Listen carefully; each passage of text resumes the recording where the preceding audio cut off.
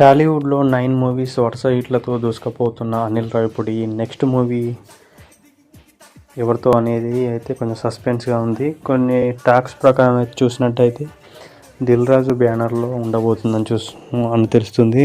దీనికి హీరో ఎవరో కాదు, పవన్ కళ్యాణ్ అని టాక్స్ అయితే వినిపిస్తున్నాయి.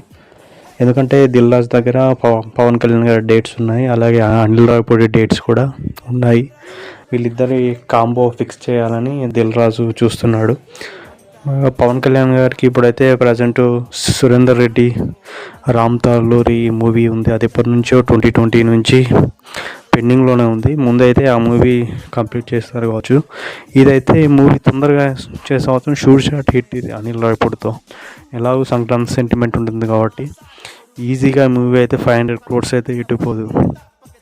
మ్యూజిక్ డైరెక్టర్స్గా ఇక ఆస్థాన సంగీతుడు భీమ్స్ ఉంటాడు. నాకు తెలిసినంతకైతే అన్ని భీమ్స్తో పాటు రమణ గోగుల్ని పెడితే మాత్రం వేరే లెవెల్ ఉంటుంది. మీరు కూడా కామెంట్స్లో చెప్పండి ఫ్రెండ్స్.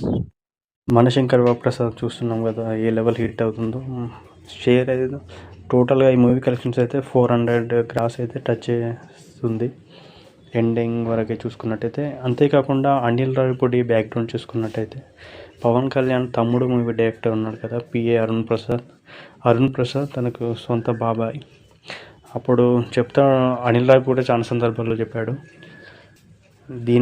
ఇంతకన్నా ఇంకేం కావాలి తనకు, వాళ్ళ బాబాయ్ ఫస్ట్ మూవీ డైరెక్టర్ అయిన పవన్ కళ్యాణ్ గారితో చేయడం అంటే అతనికి డ్రీమ్ ప్రాజెక్టే. చూడాలి ఈ మూవీ